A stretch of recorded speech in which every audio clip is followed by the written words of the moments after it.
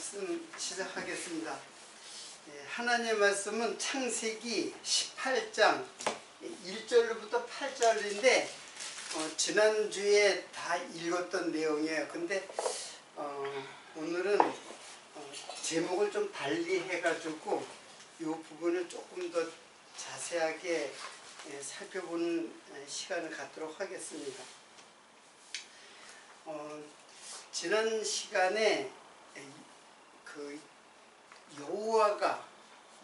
여호와가 마무리 상수리 숲에서 아브라함에게 나타나시니라 그렇게 시작을 했는데 오정 즈음에 그가 장막문에 앉았다가 눈을 들어본 즉 사람 셋이 맞은편에 섰는지라.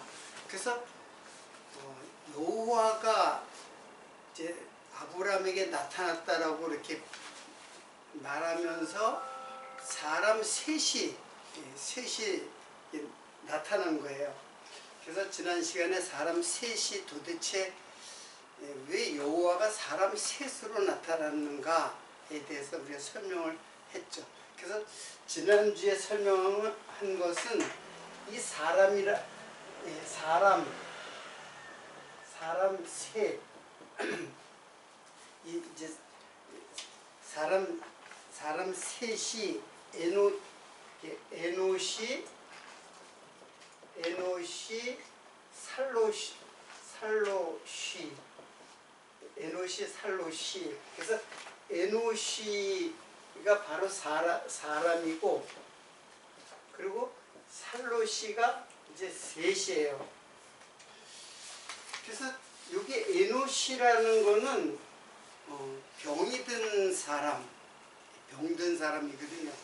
그래서 그냥 보통 사람인데 그 내용 속에 보면 그것도 불치병이 들린 사람 그렇게 기록되어 있어요. 그러면 이건 뭘 말하냐면 이 죄인을 말하는 거예요. 죄인. 그러니까 보통 사람들은 다 죄인이다. 왜? 육체를 가지고 있는 것 자체가 육체를 갖고 있는 것 자체가 죄인이에요. 그게 보통 사람이고 모든 사람이에요. 모든 사람. 그러니까 그래서 사람 셋으로 나타나요. 근데 하나님이 뭘로 나타난다는 얘기예요? 보통 사람으로 나타나고 더군다나 죄인으로 나타났다라는 거예요. 근데 뭐 죄인이라서 죄를 지어서 죄인이라고 우리는 흔히 생각하겠지만 사실은 육체로 온 것 자체가 죄인이에요. 그래서 사람으로 오신 것 이거는 바로 육체로 여호와께서 육체를 입고 오신 누구? 예수 그리스도. 하나님께서 육체를 입고 오신 예수 그리스도를 지금 설명한 말이라고 지난 시간에 이제 다 설명을 한 거예요. 그러니까는 왜 하나님께서 육체를 입고 오셨는가? 이거는 장차 예수님께서 육체로 오실 것을 갖다가 살짝 보여주는 거예요. 구약에 이런 아브라함에게 나타난 사건을 통해서 장차 예수님께서 이제 육체로, 즉 여호와께서 육체로 오실 것을 예언한 거예요. 그런데 그러면 왜 셋으로 오셨느냐라는 거예요. 그래서 제가 지난 시간에는 성부, 성자, 성령으로 제가 이제 설명을 했지만은 사실은 그러니까 사람 셋이 나타났는데 그 중에 한 분이 여호와예요. 그리고 다른 사람을 데리고 온 거예요. 그래서 이 사건을 갖다가 제가 어디에다 연결시켰냐면 바로 변화산에 예수께서 누구와 변화산에서 제자들을 데리고 누가 나타났냐면은 모세와 엘리야가 같이 예수님과 이야기하는 모습을 이제 보여준 거예요. 근데 제자들이 모세와 엘리야는 사실은 이제 알 수도 없는, 모세와 엘리야라는 인물을 알지만 자신들이 추앙하는 조상들이잖아요. 알지만 저 사람이 모세로구나, 그걸 알 수는 사실은 없거든요. 그런데 제자들이 알아봐요. 모세와 엘리야가 예수님이 가운데 있고, 지난 시간에 이제 이게 바로 이제 변화산의 그 내용이에요.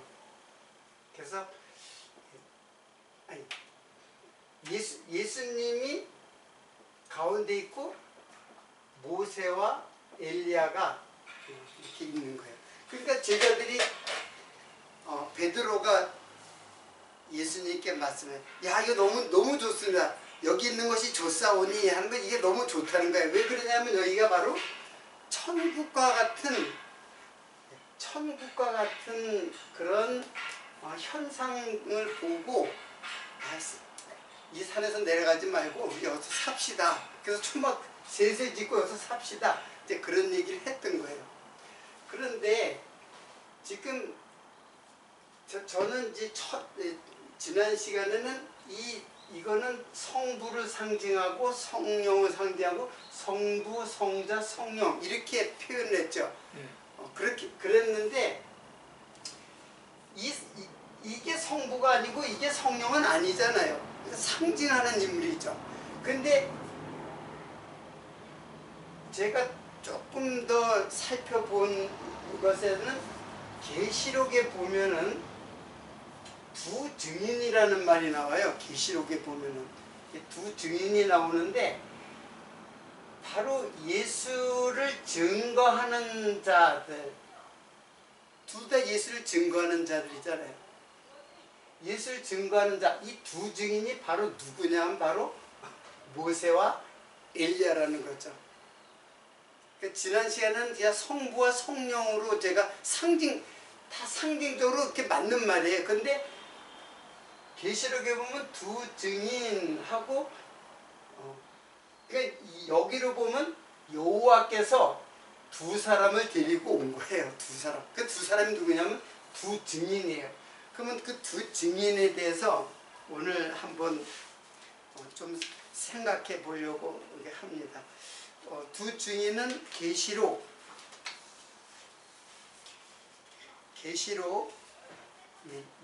11장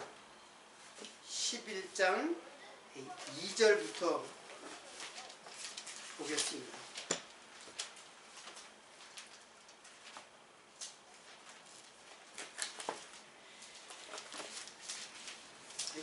계시록은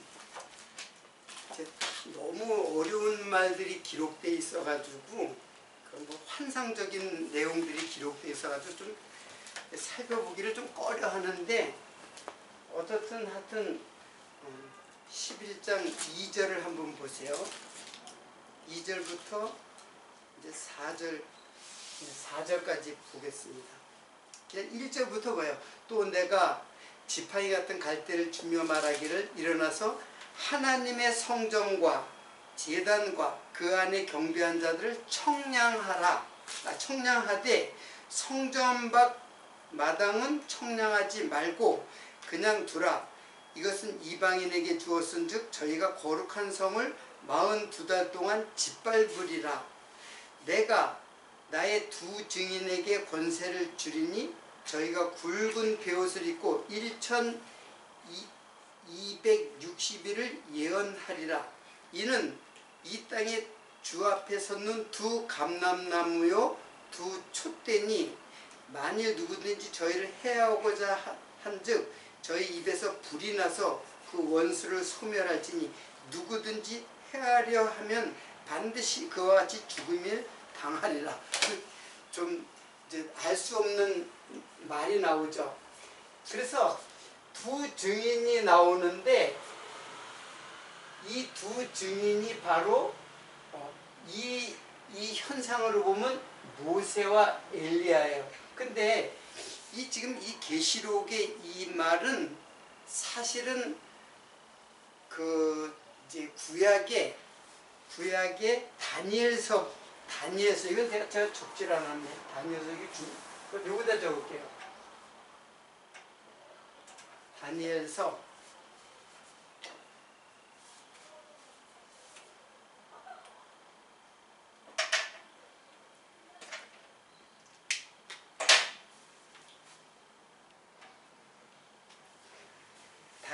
7장 25절.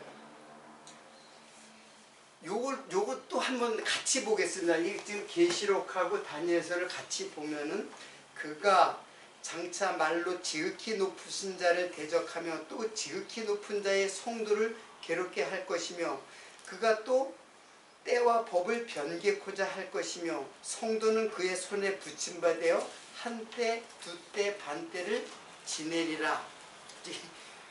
자, 오늘 좀 여러분들이 그렇게 쉽게 이해할 수 없는 내용을 제가 이제 소개를 했는데,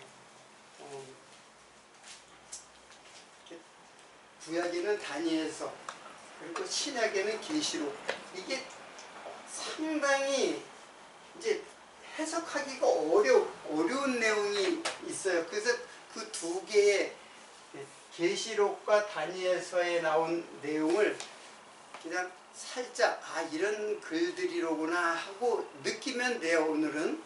자, 여기에 보면은 그 42달이라는 말이 나와요. 42달. 그리고 날짜로 얘기할 때는 1260일. 그리고 다니엘서에서 보면은 한 때, 두 때, 반 때. 이게 도대체 무슨 말이에요? 자, 거기 다시 한번 제가 이렇게 볼까요?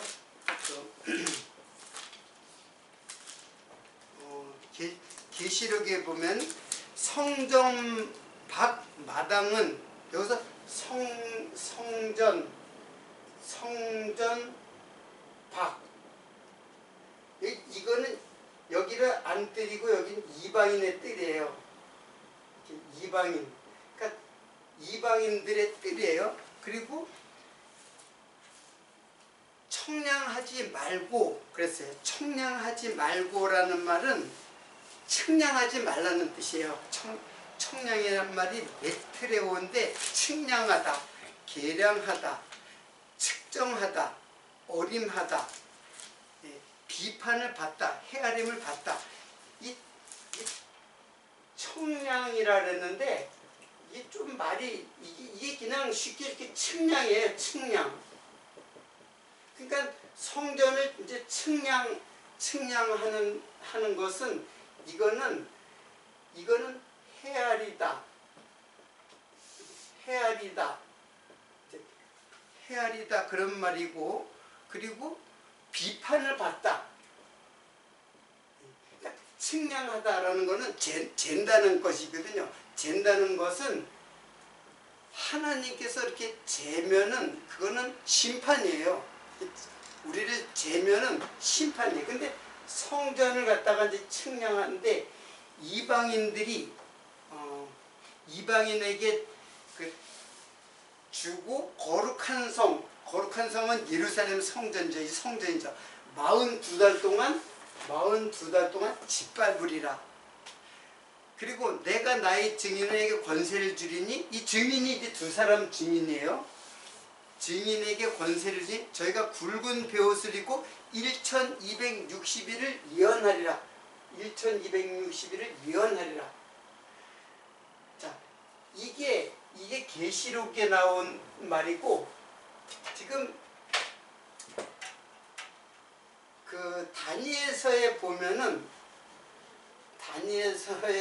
다니엘서를 보면은 그가 장차 말로 지극히 높은 자를 대적하며 또 지극히 높은 자의 성도를 괴롭게 할 것이며 그가 또 때와 법을 변개코자 할 거다. 이게 때와 법은 다 예수 그리스도에 대한 그 이제 예언의 때예요. 그리고 법은 뭐 율법이죠. 바로 예수 그리스도예요. 변개코자 할 것이며 성도는 그의 손에 붙임받아 한때 두때 반때를 지내리라. 그러니까는 42달은 이방인들이 짓밟는 때고, 그리고 1260일은 예언을 하는 그 선지자가 예언을 때예요. 이거는 짓밟는다는 건 이제 핍박을 받는 거죠. 핍박을 받는 거. 그리고 한때 두때 반때를 지내다. 지금 이것과 이거는 같은 거예요. 이 핍박의 때에 선지자들이 예언을 하는 거예요. 선지자들이 핍박의 시간에 예언을 한 거예요. 그래서 42달을 계산을 해보면은, 이렇게 재미난 게, 이걸 계산해 보면은 42달이잖아요. 42달을 그러면 날짜로 계산하면 30을 곱하면 되죠. 예? 그래, 요 곱하면 되잖아요. 그러면 4, 3, 12 그리고 2, 3은 6 0 하나 붙이고, 그러면 어떻게 돼요? 똑같은 게 되죠. 물론 31일도 있지만 30일로 곱하면은, 그러니까는 이거는 신학자들이 이제 이것과 이거는 같은 날이다라고 이제 밝혀서, 저도 이걸 몰랐었는데 진짜 계산해 보면 1260일이에요. 그러니까는 핍박을 받는 동안에 예언도 같이 하는 거예요. 예수에 대한 예언. 그리고 한때 두때 반때, 이건 다니엘서에 나오는 거거든. 이거는 이제 계시록에 나오는 말이고, 다니엘서는 이거는 한때 두때 반때. 이거 다시 한번 읽어보겠어요. 그가 장차 말로 지극히 높으신 자를 대적하며, 이게 예수를 대적하는 거예요. 지극히 높으신 자를 대적하며 또 지극히 높은 자의 성도를, 그러니까 예수 그리스도를 대적한다는 건 이제 핍박한다는 뜻이죠. 그리고 성도를 갖다가 괴롭게 한다. 역시 핍박을 하는 거죠. 예수의 핍박이 이제 성도들에게 다 같이 오는 거거든, 결국에는. 그러니까 예수님의 핍박과 성도의 핍박이 한때, 두때, 반때다. 이제 이렇게 표현했어요. 성도는 그의 손에 붙임바. 여기도 짓밟으리라고 하는 것하고 그의 손에 붙임바된 거하고 똑같은 말이에요. 그러니까 지금 다니엘서의 이 예언의 말씀은 바로 요 말로 지금 해석이 되는 거예요. 그러면 사실은 구약에 이런 일이 있었어요. 이거는 이게 이제 이 헬라 시대거든요. 헬라 시대 때에 그 안티오쿠스 에피파네스라고 하는 아주 폭군이 있었어요. 기독교를 박해하는 그 왕이 있었어요. 그 왕이 이제 성전을 갖다 더럽혔거든요. 막 돼지고기를 갖다가 막 제사를 지내게 하고 하여튼 성전을 갖다 도저히 유대인들이 참을 수 없을 정도로 성전을 더럽혀요. 그러니까는 이제 헬라의 왕이, 그러니까 이제 사실 반란을 일으키거든요. 이제 유대인들이 반란을 그런 사건이 있어요. 그러면서 엄청나게 핍박이 일어난 때가 있었어요. 그것을 지금 예언을 이제 했던 거거든요. 근데 그거는 이제 구약의 사건인데, 사실은 그것은 훗날 성도와 예수 그리스도와 성도를 핍박할 것을 다니엘서가 그 사건을 두고 예언을 한 거예요. 그것을 계시록에 지금 이렇게 표현을 한 거예요. 그게 이방인들이 42달을 짓밟았다. 그때의 선지자들은 예언을 한다.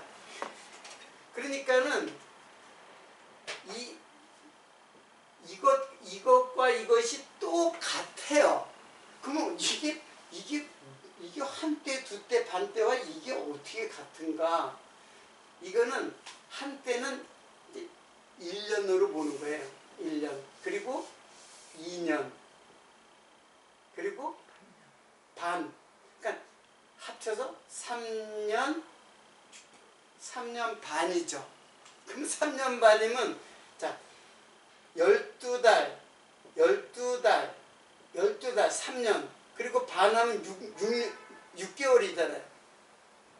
그러면 42달이 되죠. 왜 이렇게 표현했는지 모르겠어. 근데 사실 이거는 신학자들이 다 이렇게 연구한 사람들이 다 밝혀낸 거예요. 그래서 결국은 42달, 1260일, 한때, 두때, 반때 이거는 다 같은 거예요. 그리고 결국에는 이것은 결국 그러니까는 이게 이 42달 계시록 다시 한번 보겠습니다. 계시록에 보면은 2절부터 보면은 성전 밖 마당은 청량하지 말고 그냥 두라. 이거 청량하지 말고 그냥 두라. 이방인에게 주었은즉. 그러니까 이방인들은 바로 이제 핍박자들이에요. 여기서 이방인들은 핍박하는 자들이에요. 이방인에게 주었은 저희가 거룩한 성을 42달 동안 짓밟으리라. 내가 나의 두 증인에게 권세를 주니. 그러니까 요게 예언했던 두 증인이 여기에 나오는 거예요. 지금 제가 여기 이제 요것을 두 증인으로 이제 보는 거예요. 그래서 모세와 엘리야가 바로 예수의 증이다. 근데 이거는 결국 성부, 성부도 예수를 증거하고 그리고 성령도 예수를 증거하고. 그래서 두 증인은 물론 모세와 엘리야죠. 근데 그거는 결코 성부와 성령을 상징하는 인물로서 이게 세 인물이 나온 거예요. 그런데 오늘 이게 사실 아무것도 이게 그러니까 여호와께서 사람 셋이 이제 아브라함에 나타났는데 그거 그냥 이렇게 설명하지 않으면 그냥 여호와께서 사람 셋으로 나타났구나 이제 그렇게만 본단 말이에요.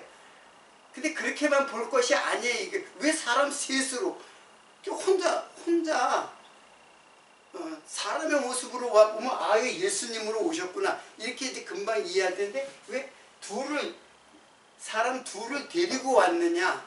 이거는 증인을 데리고 온 거예요. 결국 그 증인들은 구약을 기록한 그리고 엘리야의 심정 이게 이제 성령이거든요. 엘리야의 심정으로 온 요한 그 세례 요한을 지금 엘리야라 그랬기 때문에 다 예수를 증거하는 인물로서 그냥 모형들을 지금 설명하는 거예요. 지금 다 모형이에요.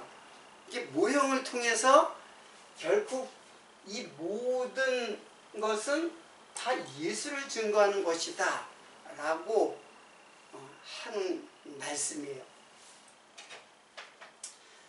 자, 이거는 이 성경에서 제일 어려운 게 다니엘, 구약의 다니엘서하고 왜냐하면 막 알 수 없는 말들을 막 얘기를 하니까는 읽어도 잘 몰라요. 그리고 계시록도 마찬가지로 읽어도 그냥 다 지멋대로 해석을 하니까는 모른단 말이에요.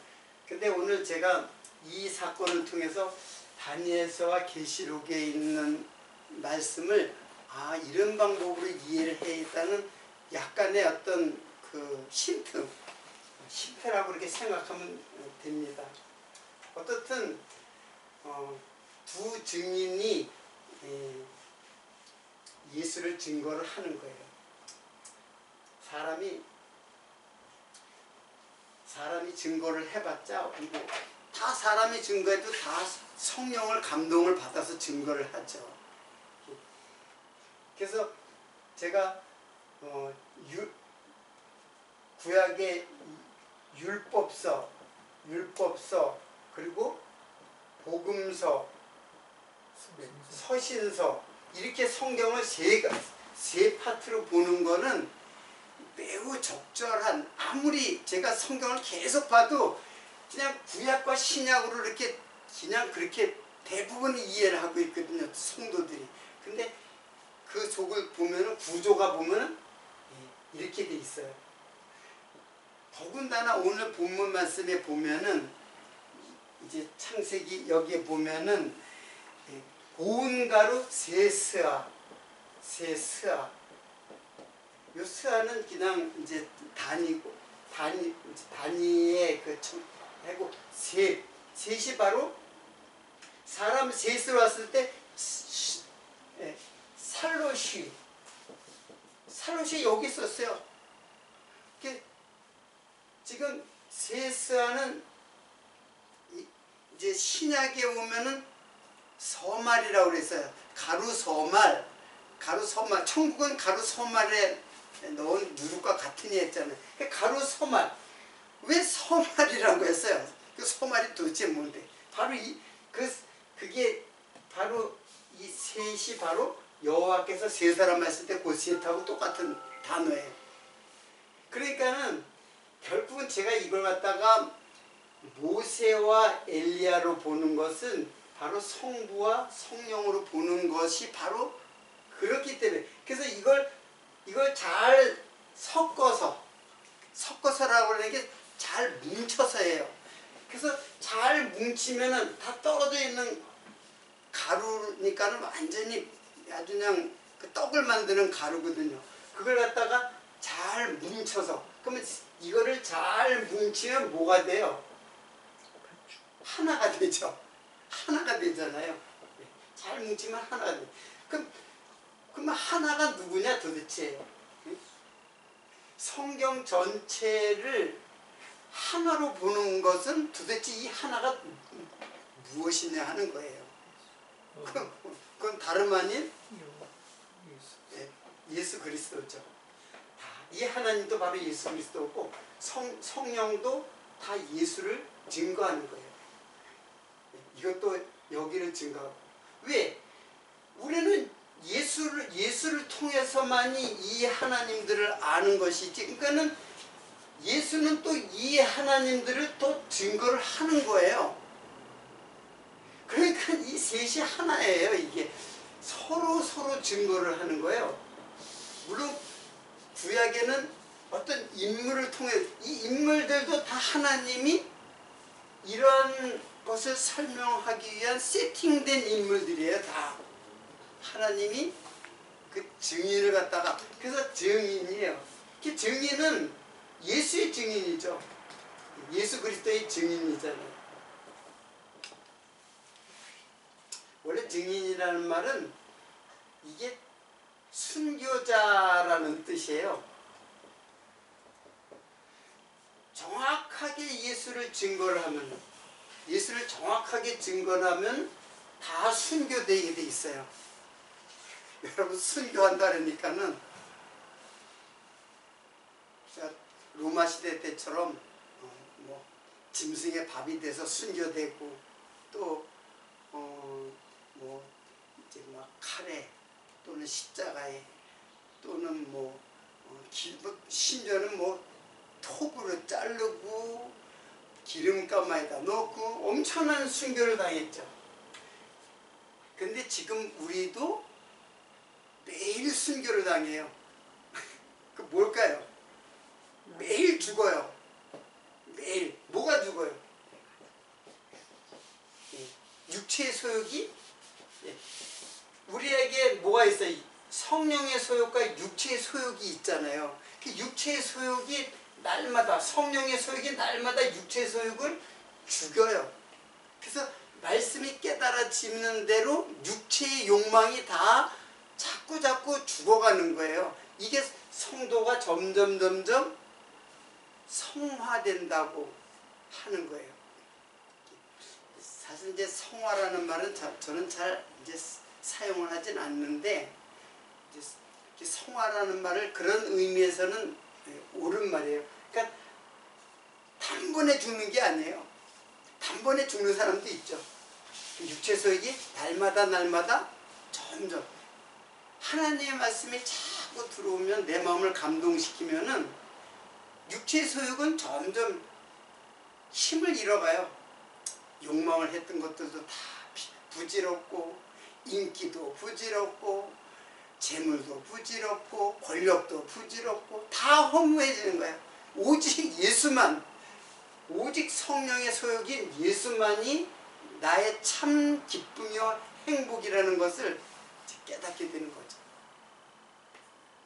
자, 이런 내용들이 지난 시간에 설명했던 말씀의 내용입니다.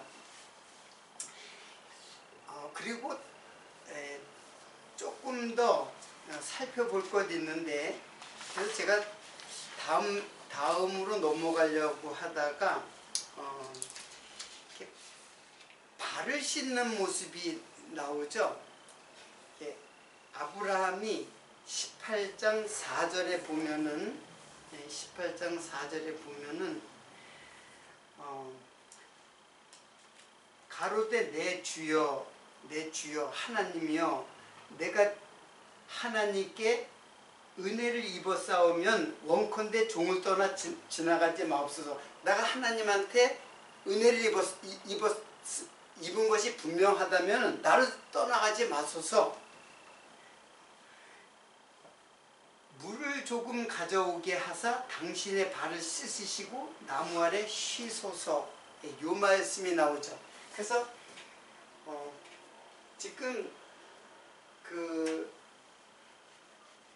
아브라함이 손님들, 이제 세 사람이죠. 세 사람을 대접하는데 발을 씻게, 내가 당신의 발을 씻게 내가 은혜를 입은 것이 분명하다면은 당신의 발을 씻게 해주십시오, 이런 뜻이에요. 내가 하나님께 은혜를 입은 거 맞는지, 그럼 허락하면은 내가 은혜를 입은 자가 되는 거잖아요. 그래서 그랬더니 그리고 또 뭐라, 내가 떡을 조금 가져오니 당신의 마음을 쾌하게 하소서. 당신의 마음을 즐겁게 하소서. 당신들이 종에게 오셨음이니이다. 그들이 가는데 내 말대로 그리하라. 자, 내 말대로 그리하라는 거는 너가 은혜를 입은 자이다, 그런 뜻이에요.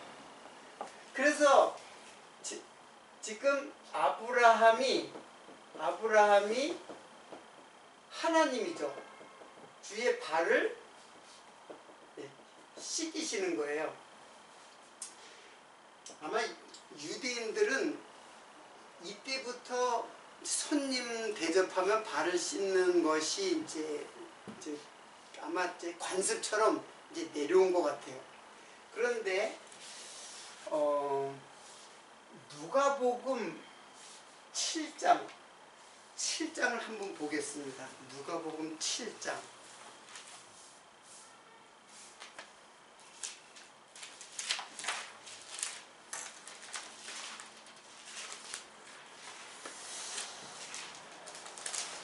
(7장) 44절.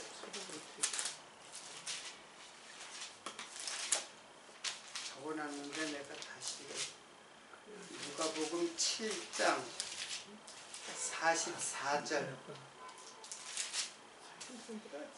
44절부터 50절까지 다 읽겠습니다. 여자를 돌아보시며 시몬에게 이르시되 이 여자를 보느냐? 내가 네 집에 들어오매 너는 내게 발 씻을 물도 주지 아니하시되 이 여자는 눈물로 내 발을 적시고 그 머리털로 씻었으며 너는 내게 입맞추지 아니하시되 저는 내가 들어올 때로부터 내 발에 입맞추기를 그치지 아니하였으며 너는 내 발에 감람유로 붓지 아니하시되 저는 향유를 내 발에 부었느니라. 이러므로 내가 네게 말하니 저의 많은 죄가 사하여졌도다. 이는 저의 사랑함이 많음이라. 사함을 받은 일이 적은 자는 적게 사랑하느니라. 이에 여자에게 이르되 네 죄사함을 얻었느니라 하시니 함께 앉은 자들 속으로 말하되 이가 누구기에 죄를 사하는가 하더라. 예수께서 여자에게 이르시되 네 믿음이 너를 구원하였으니 편안히 가라 하시니라. 자, 여기서 이제 발 발 씻는 것, 세족이죠. 발을 씻는 일. 이게 도대체 여기에는 손님을 대접하는, 극진하게, 왜냐하면 하나님께 은혜를 입었기 때문에 내가 뭔가 하나님께 보답하려고 하는 마음으로 이제 발을 씻기는 거. 그러니까 이제 손님에게 발을 씻기는 거는 손님에게 아주 최상의 그 대접이에요. 대접인 거예요. 그런데 지금 예수님께서는 뭐라고 하냐면 바리새인 시몬의 집에 이제 방문을 한 거예요. 하나님이잖아요. 하나님이 바리새인의 집에 이제 방문을 한 거예요. 그런데 바리새인 시몬은 발 씻을 물도 주지 않았다. 그러는 거예요. 주지 않았을 때. 근데 이 여자는 이제 누군지는 몰라요. 다른 데는 이제 막달라 마리아도 나는데 발 씻은 일이 몇 번 있어요. 한 번이 아니에요. 여자가 예수님의 발을 씻은 일은 한 번이 아니에요. 자, 그런데 어떻게 발을 씻었냐면은 눈물로 발을 적시고,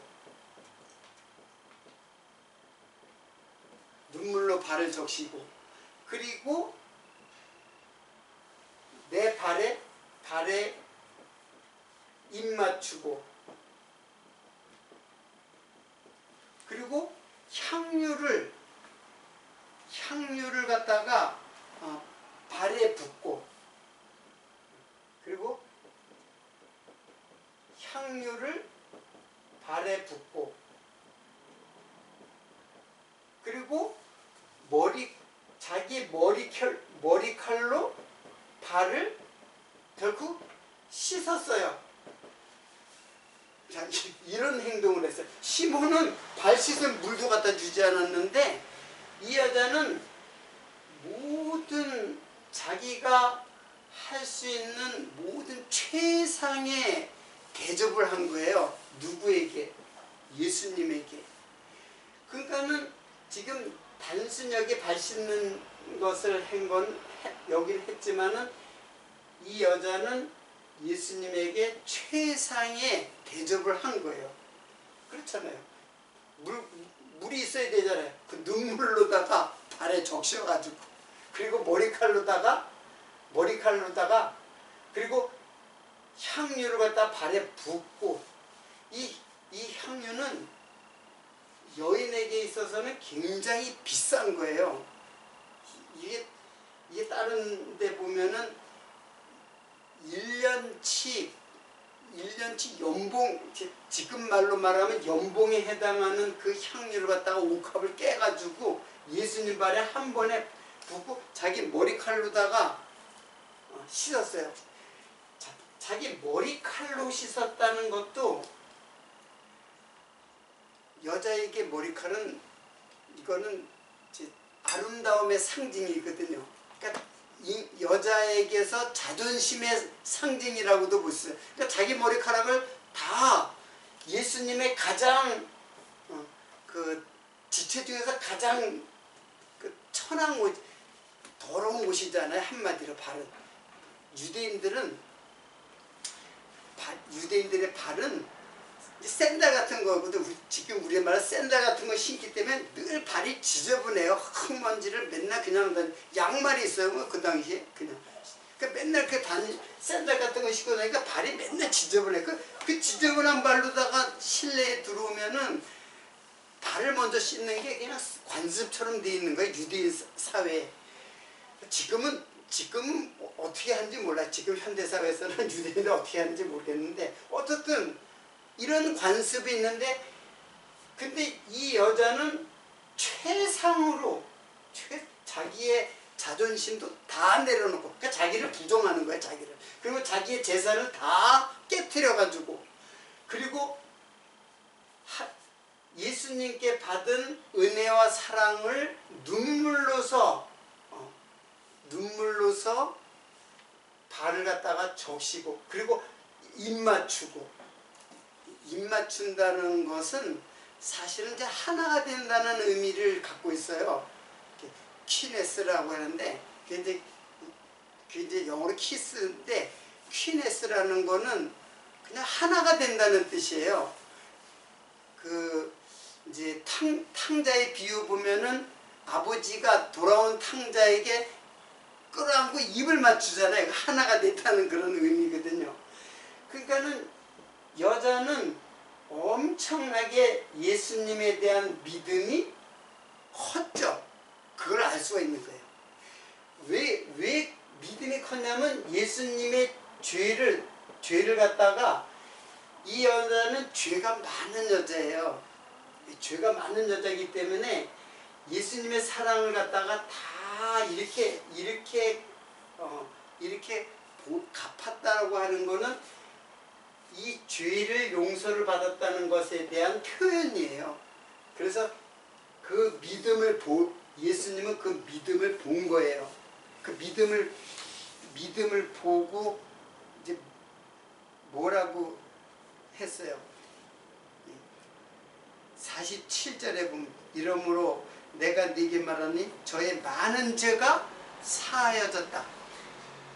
이는 저의 사랑함이 많음이라. 그러니까 이 사랑이 여기 사랑이 많다는 것은 내가 많은 죄를 지었다는 것에 대한 표현이에요.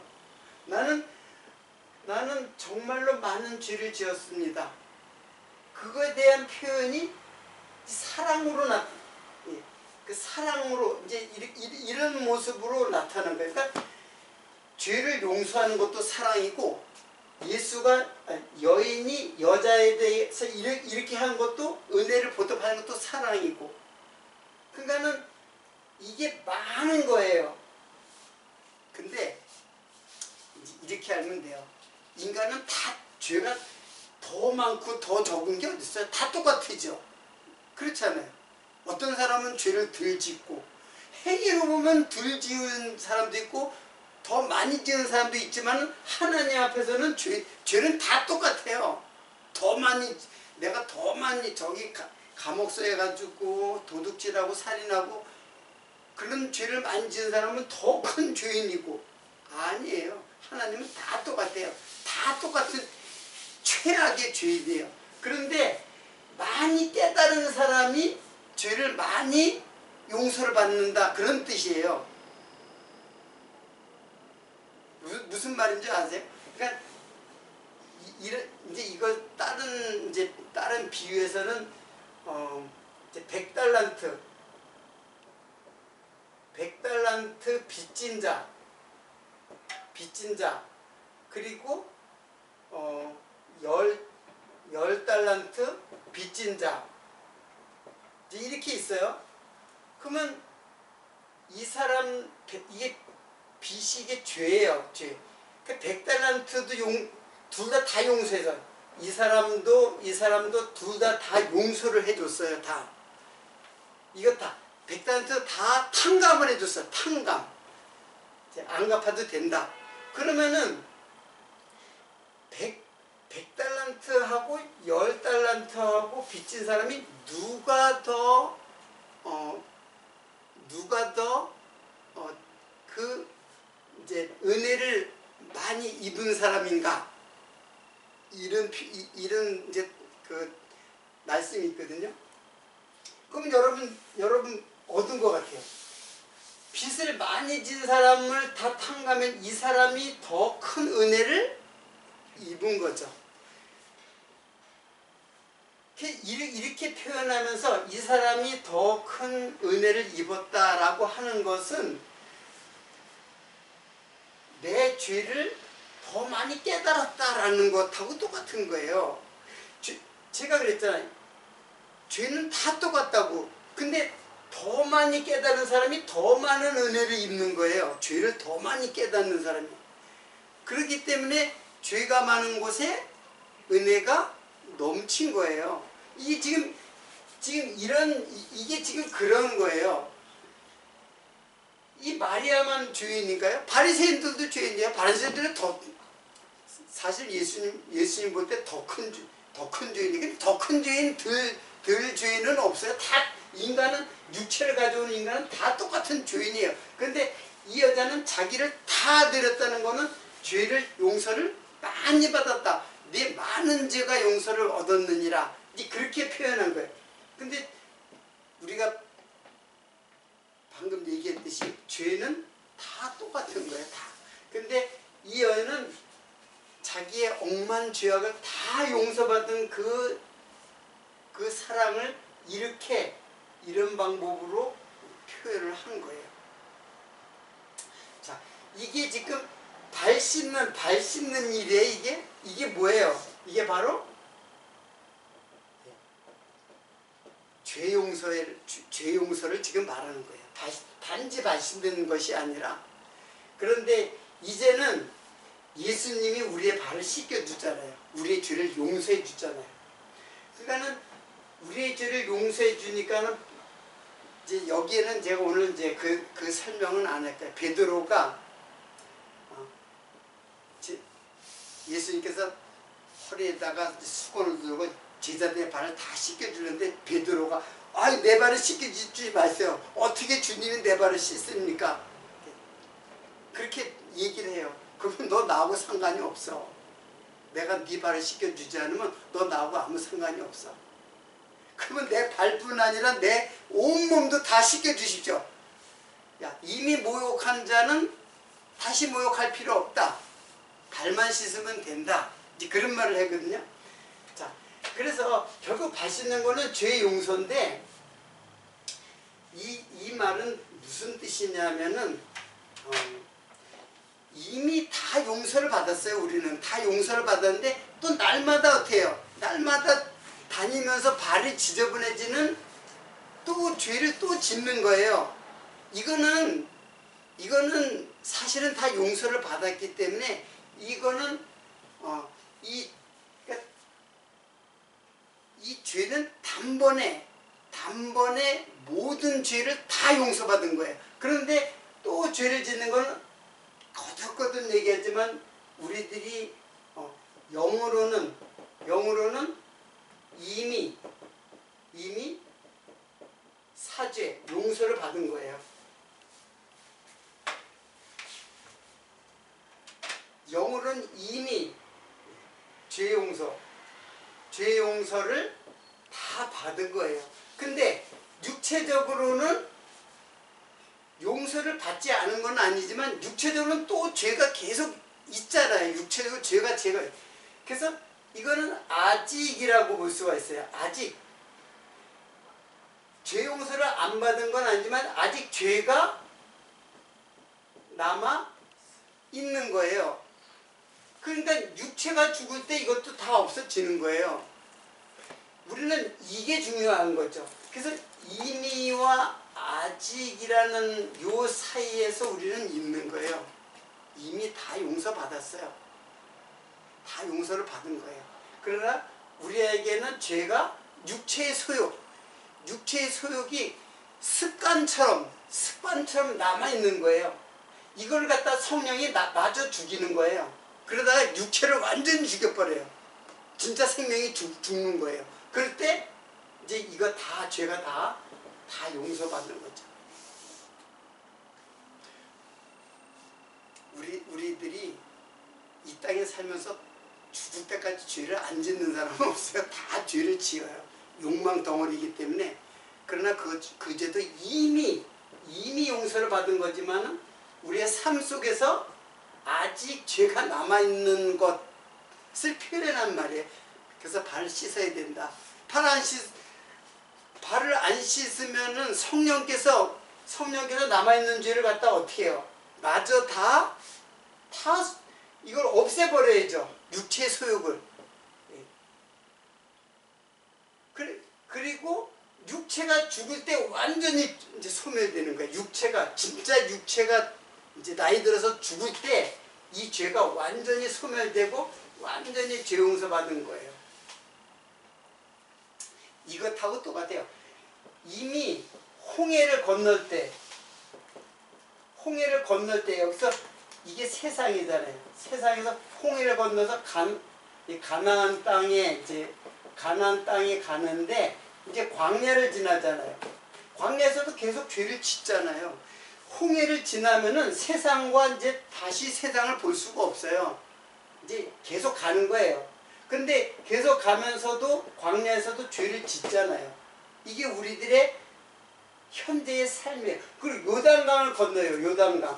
요단강을 건너면은 이게 죽음이에요. 요단강을 건너. 그러면 가나안 땅에 가는 거예요. 천국에 가는 거예요.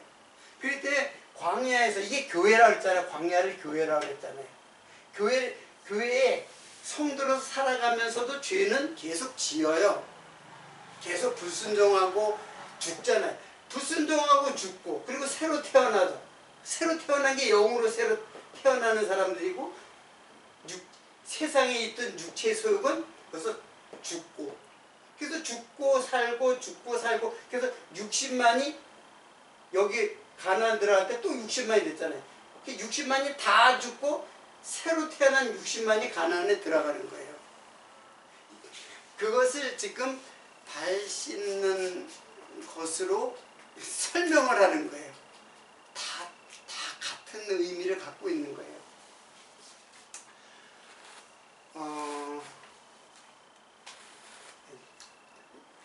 오늘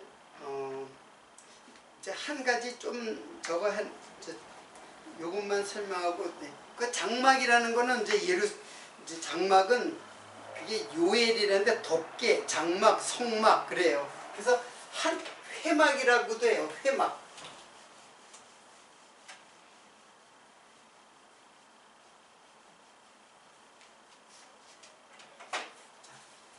장막 이때는 성전이 없잖아요. 그러니까 장막이에요. 거주하는 데요.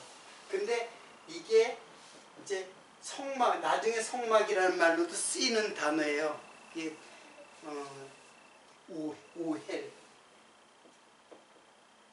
오헬인데 이게 성막으로도 쓰여요.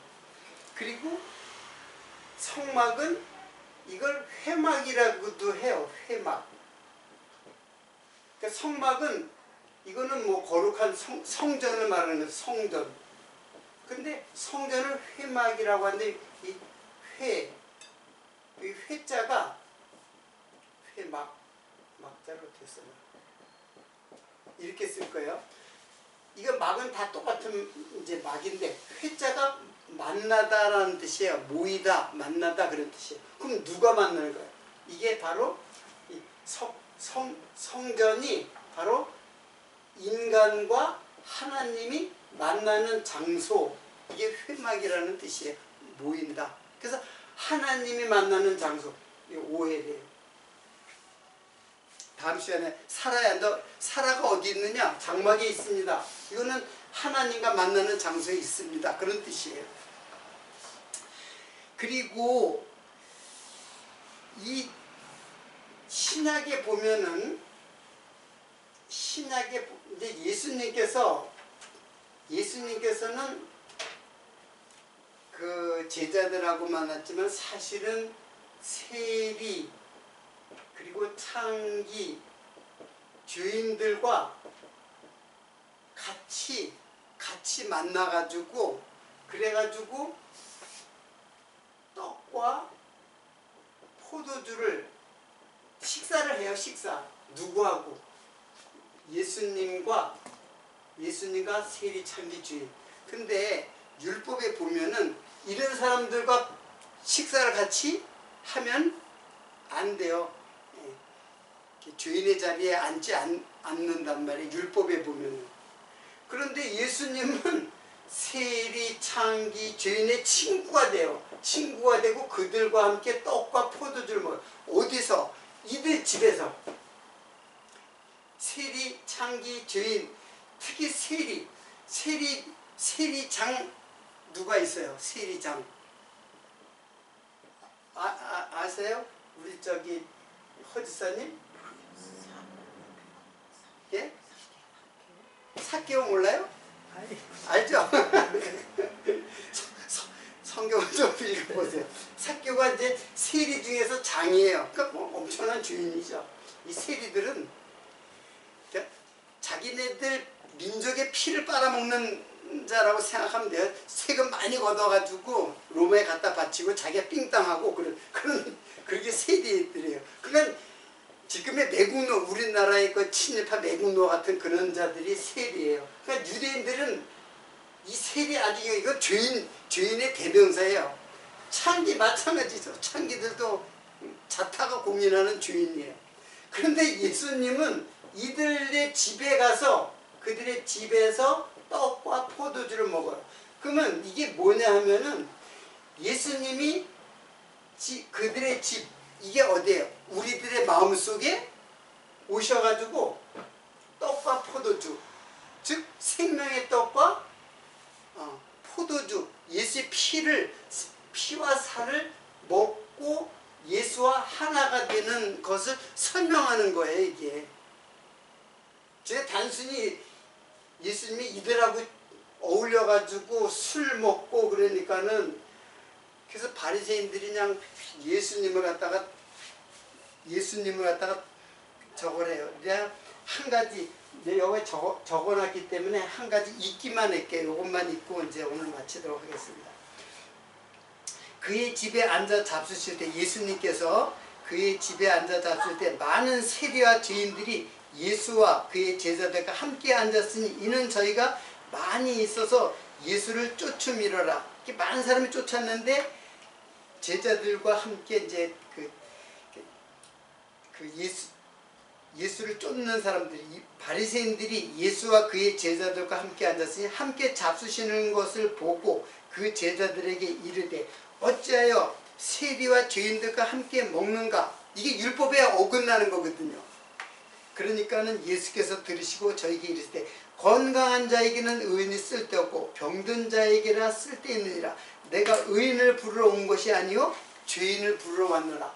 그러니까 예수님께서 왜 바리새인들이라든가 서기관, 아주 자기가 의롭다고 생각하는 자들의 집에 들어가지 않고 이게 다 자기가 죄인이라고 생각하는 사람들이에요.